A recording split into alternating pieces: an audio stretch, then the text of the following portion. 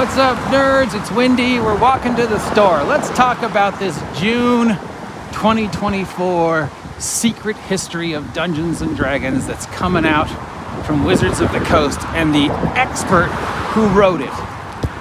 Friends, in my humble opinion, you should not spend your hard-earned monies on this product because it will not be factual. They have already told us their opinion of the original product. They have already told us that it would not pass sensitivity or inclusions. They have already said that it's been edited, that sensitivity readers have looked at it multiple times, that it's gone through the inclusion guidelines multiple times. People who have only been playing D&D since 2018 are going through this fax and changing it because they don't want to offend. And this belief that, these white men who played the game in the 70s were, as we often say, baby-eating, zombie-loving, baby chicks stamping on horrible human beings. They're worst possible human beings. If they're, sexist, racist, homophobic, white supremacists, cis males who lived in Wisconsin, and there was no inclusion, and the hobby and the history is wrong. And they have told us that what we're going to get in 2024 in June is going to be edited. There's going to be apologies, that it's gone through the inclusion. So whatever we're seeing will not be accurate, and it is not going to in any way, shape, or form alter people's perception of Gygax.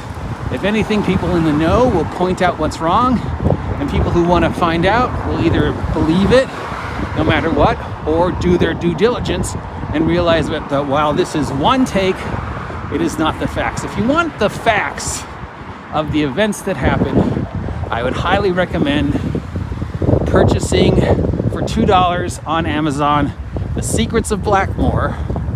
There is the actual history told by people who are actually there. Rob Kuntz has a book that's just coming out. Rob Kuntz was there. He's one of the original players. He's got a book talking about the history. Luke Gygax has a product coming out called The Secret Tomb of Gaxgamor, where he discusses the history and when he was there. And he talks about these things as they, without any editing. Secrets of Blackmoor tells you the truth.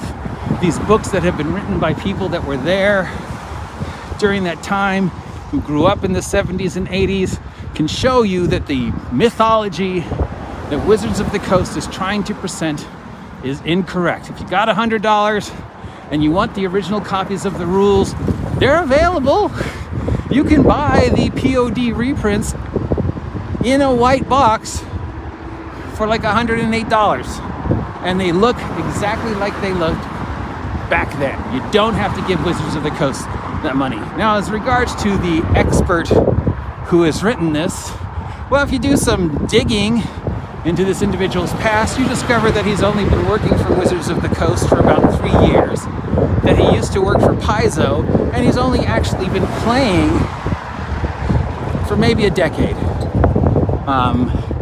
So the story is about, how he was there, a white box, Monster Manual. You can already see there's some holes in that story, as Tanker has pointed out. And, you've only worked for Wizards for like 2 years. You worked at Paizo, and you've only been playing for less than 10. So how are you an expert on the history? If I want the history of the hobby, I'll go to Rob Kuntz. I'll go to Ernie Gygax. I'll go to Luke Gygax. I'll go to Secrets of Blackmoor. I'll go to Troll Lord Games and the stuff they're getting.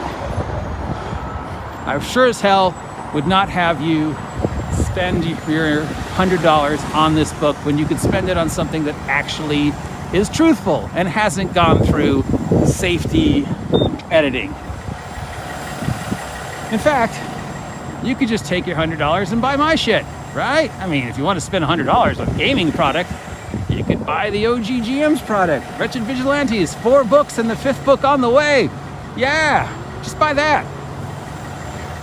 I promise I'll never put my stuff through a sieve, and I'll never lie to you. I don't even check my spelling. So yeah, you're gonna believe what you're gonna believe. You're gonna spend your money what you're gonna spend your money on. I'm not telling you what to do. This is my opinion. regarding the fate of the false facts that Wizards of the Coast want to present you in June, and the fate of the rest of the gaming community after the new copy comes out in September.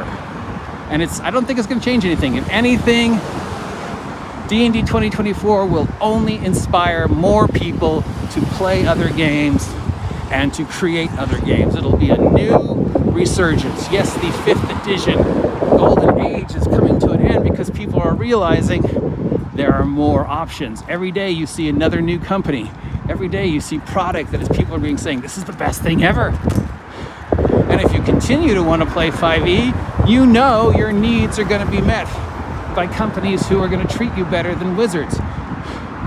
You know, Kobold Press, Goodman Games, Frog God Games are all continuing to make 5e content and all continuing to support Tales of the Valiant. So 5e, as you know, it is not going away.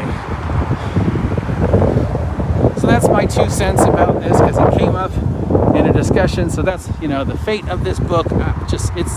It's propaganda in an attempt to recapture the nostalgia.